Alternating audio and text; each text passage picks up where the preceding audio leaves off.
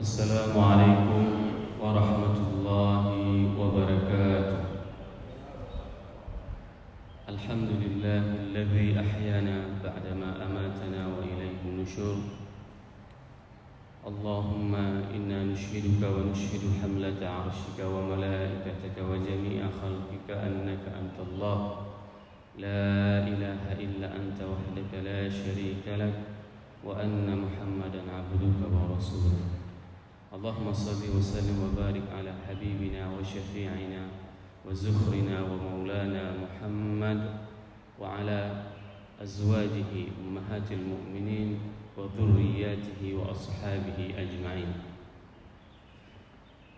Wa qala Allah ta'ala fil Qur'anil Karim, a'udzu billahi minasy syaithanir rajim. Bismillahirrahmanirrahim. Iqtarabatis saa'ah wa insyaqqal qamar. Rabbi shrah li sadri wa yassir li amri wahlul 'uqdatam min lisani yafqahu qawli. Amma ba'd. Hadirin jamaah subuh Senin yang dirahmati Allah, mari sama-sama kita panjatkan puji dan syukur kita kepada Allah yang telah memberikan nikmat. Di antara nikmat yang sering kita melupakannya adalah nikmat meludah. Ini merupakan sebuah nikmat. Apabila meludah itu dicabut oleh Allah, maka ada salah seorang yang sakit kanker tenggorokan dan dia tidak bisa meludah semalaman penuh. Setiap malam dia itu harus menelan ludah. Tidak bisa menelan ludah, tapi dia harus meludah setiap malam. Setiap malam. Uang banyak, semuanya ada, orang kaya, tapi tidak bisa menelan ludah. Sang dokter bertanya kepada si pasien tersebut, untuk saat ini apa yang paling dibutuhkan oleh Anda? Dan dia menjawab dengan tegas, saya kepingin bisa telan ludah. Berapa banyak di antara kita yang menyadari bahwasanya semalam sewaktu kita lagi pulas tertidur, siapa yang membuat proses tubuh kita itu bisa menelan ludah sendiri, bisa bernafas dengan gampangnya? Inilah yang dikatakan dengan bahwasanya Allah telah mematikan kita tadi malam dan diberikan nikmat ini kepada kita, sehingga dengan nikmat yang diberikan oleh Allah tersebut kita bisa mendekatkan diri kita kepada Allah dan mensyukuri atas segala nikmat yang diberikan. Ini sebabnya bagaimana kita mengungkapkan rasa sayang Allah kepada kita, rasa cinta Allah kepada kita dengan berbagai macam nikmat yang Allah telah berikan kepada kita, sehingga kita menjadi abdan syakura. Sebenarnya ini di antara proses yang memang harus kita menjadi sadar bahwasanya sungguh luar biasa kasih sayang Allah kepada kita dengan melimpahkan segala nikmat yang diberikan kepada kita. Kapan kita akan menyadari bahwasanya itu sebuah nikmat? Kalau seandainya nikmat tersebut sudah hilang dari kita. Handinget tu malam tu. Tok gara-gara hanjit takut ibabah. Ini merupakan sebuah nikmat yang sering dilupakan oleh manusia. Mari sama-sama kita beriktikaf di tempat yang penuh dengan keberkahan ini sebagai wujud, sebagai bagaimana kita annataqabbala hubballahu lana, bagaimana kita menerima dan mengekspresikan kasih sayang Allah kepada kita dengan duduk dan beriktikaf di tempat yang penuh berbahagia ini sambil mendengarkan tausiah. Semoga tausiah ini bermanfaat bagi saya diri sendiri dan bagi para jamaah sekalian. Selawat dan salam mari sama-sama kita panjatkan kepada junjungan kita Nabi besar Muhammad SAW yang telah memberikan penjelasan secara detail tentang kehidupan ini sehingga kita tidak tersesat, sehingga kita dapat menjalankan kehidupan ini lailuha kanahariha.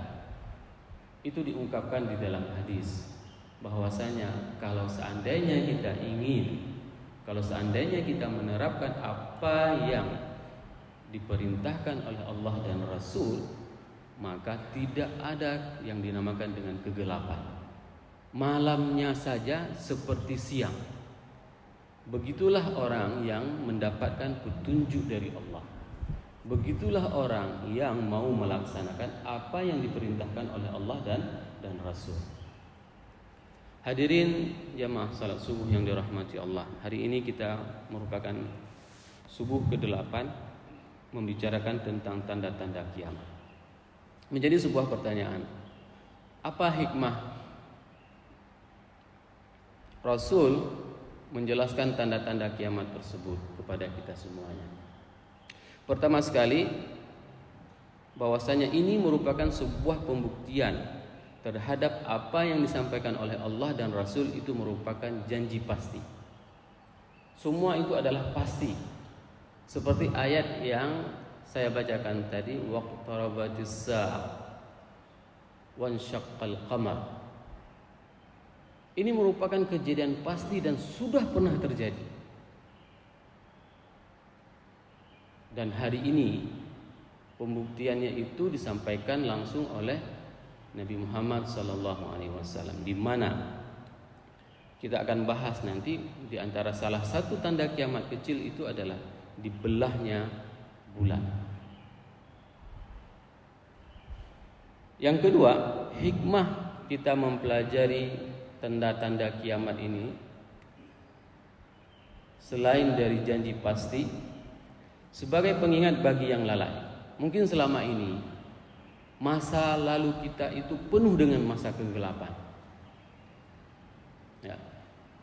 Namun Allah menutup semua aib-aib kita itu, sehingga tidak ada satu orang pun yang tahu.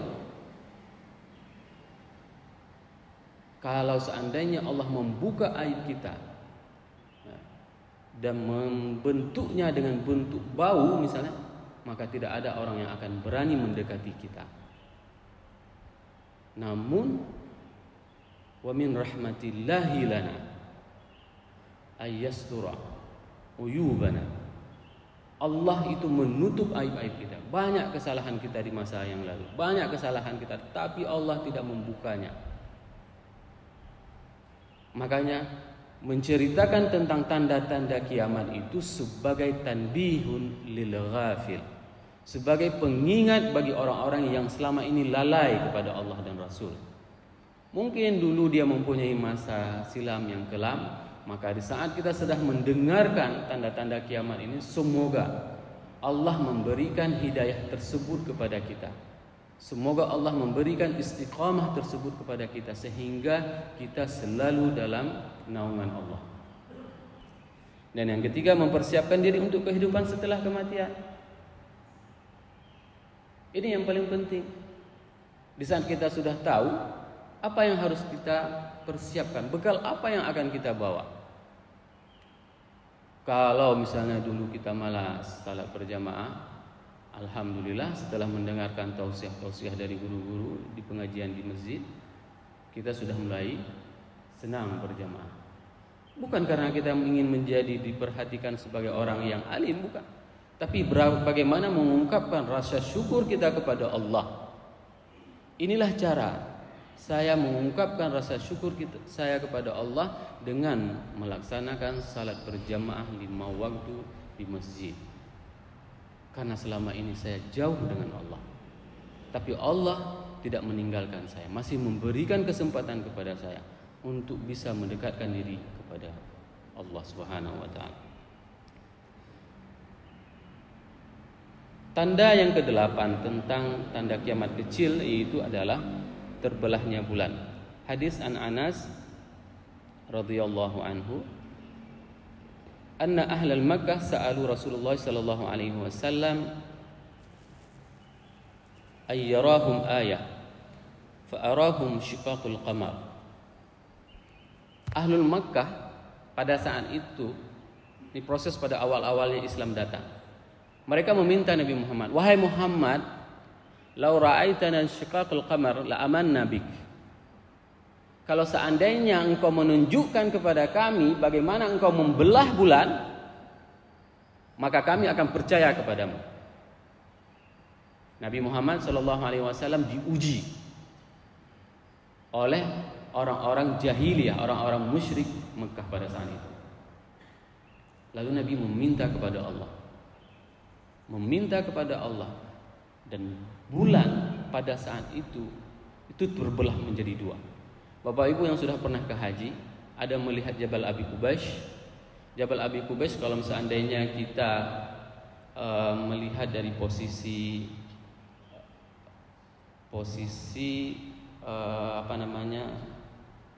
Hajar Aswad itu sebelah kanan. Ada bukit yang besar.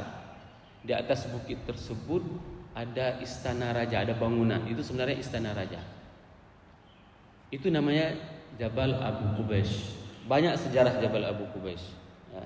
Di antara sejarahnya itu adalah disitulah Nabi Ibrahim memanggil semua kita. Nabi Ibrahim berdiri di atas gunung tersebut memanggil semua kita. Sehingga siapapun yang datang ke sana, ke Mekah, itu adalah panggilan dari kakek kita, Nabi Ibrahim. Ya, itu adalah panggilan dari kakek kita. Nah, pada saat itu bulan yang bulat penuh itu terbelah menjadi dua. Sebelah kiri Jabal Abu Qubays dan sebelah sana. Coba bayangkan. Di saat teknologi tidak ada lighting, Photoshop, semuanya itu tidak ada. Dan pada saat itu Nabi Muhammad dengan mukjizat yang dinampakkan oleh Allah bisa membelah bulan menjadi dua. Namun apa yang terjadi? Apa yang dijawab oleh orang-orang jahiliyah pada saat itu? Pada saat itu orang-orang jahiliyah menjawab, laqad saharana Muhammad. Muhammad itu telah menyihir kita. Inilah yang dinamakan dengan hidayah. Na'udzubillah, kalau seandainya mungkin kita hidup pada saat itu, mungkin kita juga susah untuk mempercayainya. Inilah yang dikatakan bahwasanya bisa jadi kalau seandainya kita hidup pada saat itu, kita termasuk orang yang melepaskan tali unta Nabi. Bisa jadi, na'udzubillah. Maka bersyukurlah hari ini kita tanpa harus memperjuangkan untuk bisa mengenal Islam.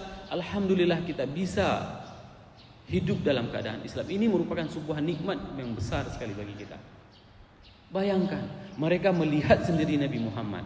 Mereka melihat sendiri mukjizat yang diberikan, yang dinampakkan oleh Nabi Muhammad. Tapi mereka tidak beriman kepada Nabi Muhammad, tidak beriman kepada Allah. Inilah yang dinamakan dengan hidayah. Dan hidayah ini sungguh mahal. Hidayah ini sungguh mahal, Bapak Ibu semua. Tidak bisa dibeli. Imam Syafi'i itu mengatakan, kalau seandainya aku mempunyai doa yang mustajabah, maka aku akan memberikan doa tersebut untuk mendapatkan hidayah kepada orang yang aku cintai. Salah satu kisah tentang hidayah yang paling menarik itu adalah kisah Umar kecil.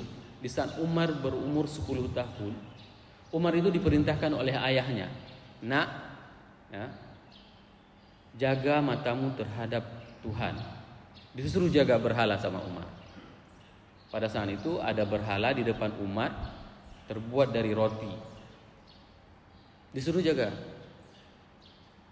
Tatap dia baik-baik. Kamu jaga dia. Ditatapnya sama Umar. Karena kelamaan ayahnya pulang, lalu Umar meminta kepada Tuhannya, "Wahai Tuhan, asqini. Wahai Tuhan, kasih aku minum." Setelah itu Umar juga mengatakan kepada Tuhannya, "Wahai Tuhan, aku lapar." Tidak dijawab sama Tuhan. Apa yang terjadi? Umar yang nakal itu mengeksekusi sendiri, langsung dipotong tangannya, dimakan. Hilang Tuhan. Begitu pulang ayahnya, murka ya. "Kemana Tuhan? Aku telah memakannya." Pada saat itu Rasul menanyakan kepada Umar, "Hal indakum uqul ya Umar?" Apakah pada waktu itu kalian mempunyai akal, wahai Umar? "Na'am ya Rasulullah." Ada Rasul, tapi tidak ada hidayah bagi kami. Inilah yang dinamakan dengan hidayah. Berapa banyak orang yang mendengarkan azan pagi ini, tapi dia lebih memilih untuk melaksanakan salat di rumah. Berapa banyak? Sungguh banyak. Maka jangan pernah menyepelekan mereka. tugas kita adalah meminta doa semoga semakin banyak jamaah dengan berbagai macam ibtilaat, dengan berbagai macam cobaan yang terjadi di akhir zaman ini, sehingga saudara-saudara kita juga itu mau melangkahkan kakinya ke tempat yang penuh dengan keberkahan ini. Ini adalah harapan.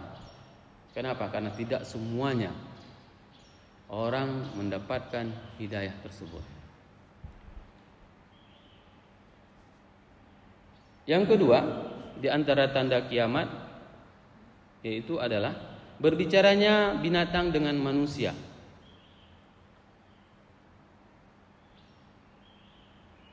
Bapak Ibu sekalian yang dirahmati Allah, ini terkenal dengan kisah Zi'bul Ahban, singa Ahban. Pada suatu hari, ini kejadiannya di Madinah. Kalau tadi terbelahnya bulan itu terjadinya di Mekah, maka pembicaraan antara singa dengan Ahban. Ahban itu salah seorang Yahudi yang berada di Madinah. Pada saat itu Ahban sedang berburu dan dia melihat ada binatang buruan. Pada saat itu si singa sedang memantau target yang sama. Begitu singa mau menangkap itu, ternyata duluan Ahban yang memburunya. Sehingga apa? Sehingga binatang buruan tersebut diambil oleh Ahban. Maka dengan kecewa, coba bayangkan, maka dengan kecewa singa tersebut mengikuti si Ahban. Datang singa di belakang Ahban. Ini bukan cerita dongeng, Bapak Ibu. Bukan cerita dongeng. Cerita min nubuwatin nabiyina Muhammad sallallahu alaihi wasallam. Cerita nubuah. Datang singa tersebut mengekori Ahban dan menanyakan, "Wahai Ahban, engkau telah mengambil rezeki yang direzekikan oleh Allah kepadaku." Terkejut Ahban. Kok ada singa yang bisa berbicara seperti bicara manusia? Kenapa singa ini bisa berbicara? Ditanya singa, "Kamu terkejut?" "Iya, aku sangat terkejut dan kaget mendengar kamu berbicara seperti ini, seperti pembicaraan manusia." Dijawab oleh singa, "Balil a'jab fi nas min khalfi hadhihi nakhlah," katanya. Kata singa ini, "Tapi yang lebih terkejut lagi adalah ada seorang manusia yang berada di balik pelopak kurma, di balik pohon kurma tersebut. Apabila engkau mendengarkan dan mengikuti apa yang dikatakan oleh dia, dakhalal jannah." Maka si Ahban tersebut datang ke Madinah, masuk ke dalam kota Madinah dan menuju ke tempat pohon kurma yang disyaratkan oleh si singa. Dan dia melihat Rasulullah Sallallahu Alaihi Wasallam di pohon kurma tersebut. Ya, apa yang terjadi? "Aku terkejut tadi mendengarkan bahwasanya ada singa yang berbicara dan dia disuruh untuk berjumpa dengan kamu. Ceritakanlah wahai Ahban." Nabi tidak tahu ini siapa, tapi Nabi mengatakan, "Wahai Ahban, ceritalah kepada manusia tentang pembicaraanmu dengan singa tersebut. Ya, karena pembicaraanmu itu adalah min nubuwati nabiyina Muhammad sallallahu alaihi wasallam. Karena pembicaraanmu itu adalah sebagai tanda bahwasanya Nabi Muhammad diutus." Hadisnya hadis sahih rawahu Tirmizi wal Hakim fil Mustadrak. Yaqulu Nabi sallallahu alaihi wasallam, "Wallazi nafsi biyadi la taqumu as-sa'ah hatta tatakallama as-siba'u wal ins." Itu hadisnya. Walladzi nafsi biyadi. Ini adalah sumpah dari Nabi Muhammad sallallahu alaihi wasallam. Demi jiwaku di tangannya Allah. La taqumus sa'atu hatta tatakallamu as-siba'ul ins. Kiamat itu tidak akan pernah terjadi sampai ada binatang yang bisa berbicara dengan manusia, dan ini sudah terjadi. Bermakna apa? Terlalu dekat sudah kiamat dengan kita. Terlalu dekat. Jadi tidak ada jalan bagi kita untuk lari dari kiamat.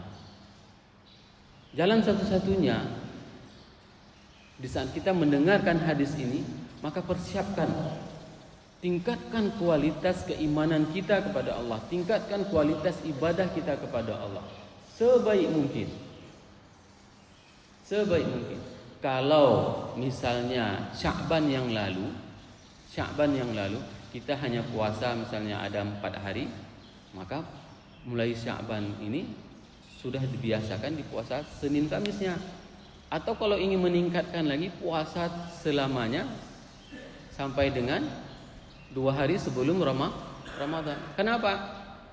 Nabi itu paling banyak puasa sunat di bulan ini. Paling banyak Nabi puasa sunat di bulan ini. Bahkan dalam beberapa riwayat itu dikatakan bahwasanya nyaris puasa penuh. Bulan Sya'ban ini Nabi nyaris puasa penuh, kecuali 2 hari sebelum Ramadan. Bagaimana kita mengungkapkan rasa cinta kita kepada Rasulullah? Ya, dengan cara ini. Caranya berpuasa di bulan Sya'ban, mengikuti apa yang diperintahkan oleh Rasulullah SAW. Senin Kamis. Kalau misalnya nggak sanggup penuh, puasalah dari Senin sampai Kamis misalnya. Atau kalau tidak sanggup puasa dari Senin sampai Kamis, puasa Senin Kamis. Ya. Ini merupakan bagaimana cara kita mengungkapkan rasa cinta kita kepada Rasulullah SAW dengan mengamalkan apa yang diperintahkan oleh Rasul. Ini 2 buah tanda kiamat. Dan tanda yang ke-10 yaitu keburukan setelah kebaikan. Keburukan setelah kebaikan ini merupakan sebuah pertanyaan para sahabat. Di saat para sahabat semua yang lain mereka menanyakan tentang kebaikan, apa saja kebaikan yang harus dikerjakan, maka salah seorang sahabat yang sangat cerdas pada saat itu, beliau menanyakan tentang keburukan. Hudzaifah ibnu Yaman merupakan salah seorang penulis Rasulullah SAW. Beliau mengatakan, yaqulu kana an-nasu yas'aluna Rasulullah SAW anil khair wa kuntu as'aluhu anil syarr mukhafatun an yudrikani. Aku takut kalau seandainya keburukan itu akan menimpaku. Pada saat orang semuanya bertanya tentang kebaikan, maka aku bertanya tentang keburukan. Faqultu ya Rasulullah, inna kunna fil jahiliyah syarr, faja'ana Allahu biha al-khair. Dalam beberapa riwayat yang lain itu dikatakan famannallahu bil Islam, ya. Kunna fil jahiliyah famannallahu bil Islam. Dulu pada saat jahiliyah, dulu kami itu jahiliyah, dalam keadaan jahiliyah, dalam keadaan kegelapan, dalam keadaan kebodohan. Maka Allah mendatangkan kebaikan kepada kami semuanya. Kebaikan itu adalah Islam.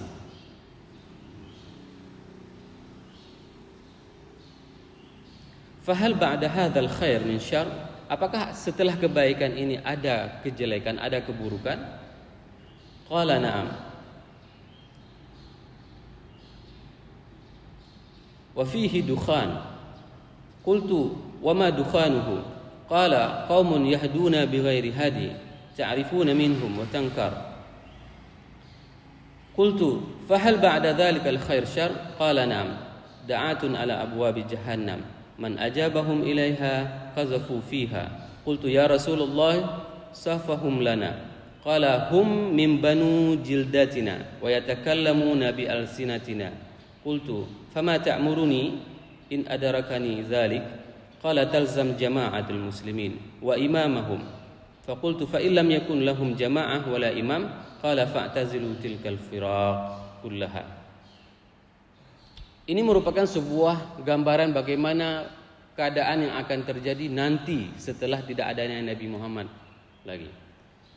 Hudzaifah itu menanyakan tentang bagaimana, apakah setelah kebaikan ini engkau datang, engkau diutus, adanya Al-Quran. Ini merupakan sebuah kebaikan bagi kami semuanya. Apakah setelah kebaikan ini akan datang keburukan? Ya. fihi dukhan. Bahwasanya pada saat itu ada dukhan, kebaikan yang samar-samar. Bagaimana pemahaman kebaikan yang samar-samar?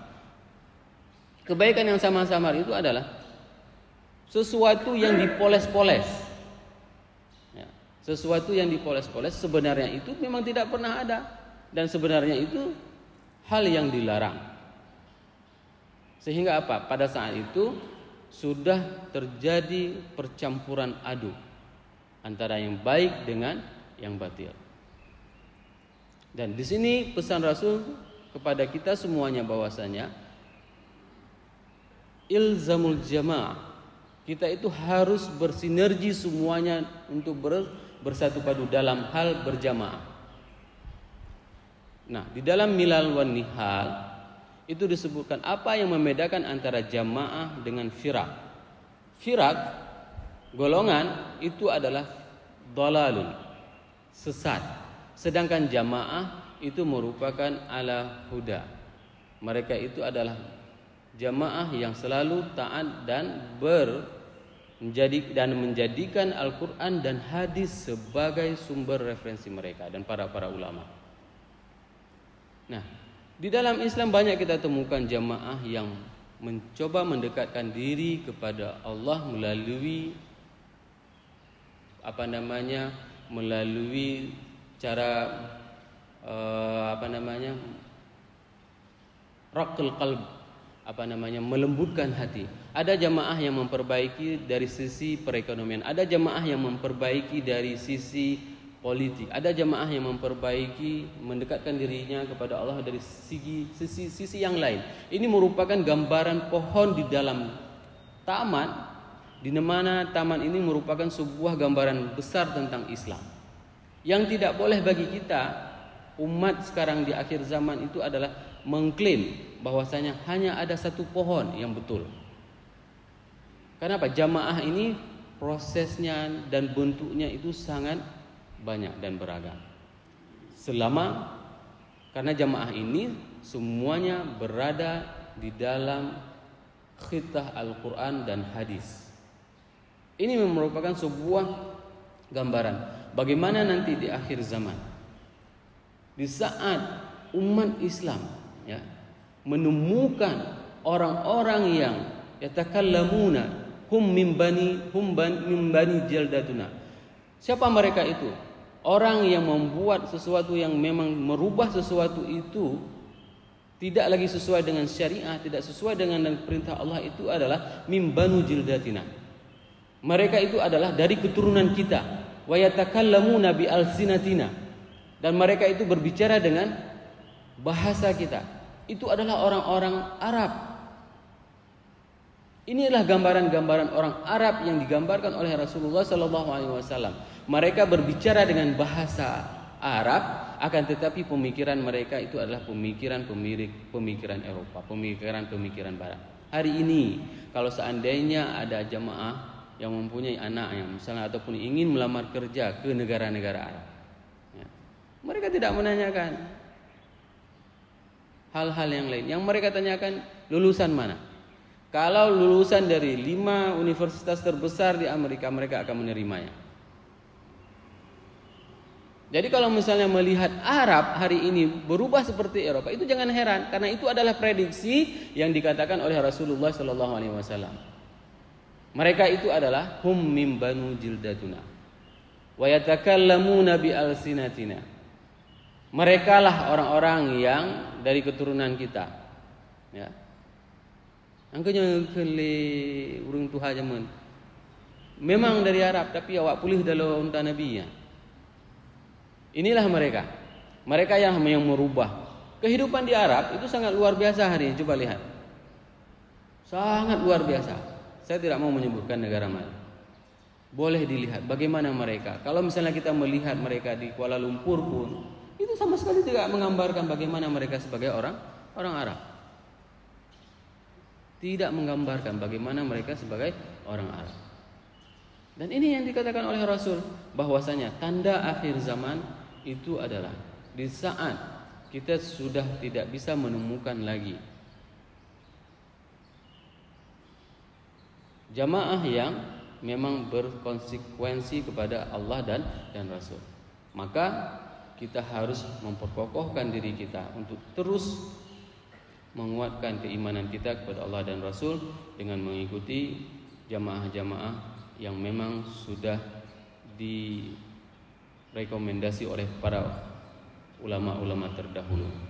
Hanya ini yang dapat saya sampaikan. InsyaAllah kita masih ada beberapa lagi tanda kiamat lain, tanda kiamat kecil lain pada Senin yang akan datang. Subhanakallahumma wa bihamdika asyhadu an la ilaha illa anta astaghfiruka wa atubu ilaik. Wassalamualaikum warahmatullahi wabarakatuh.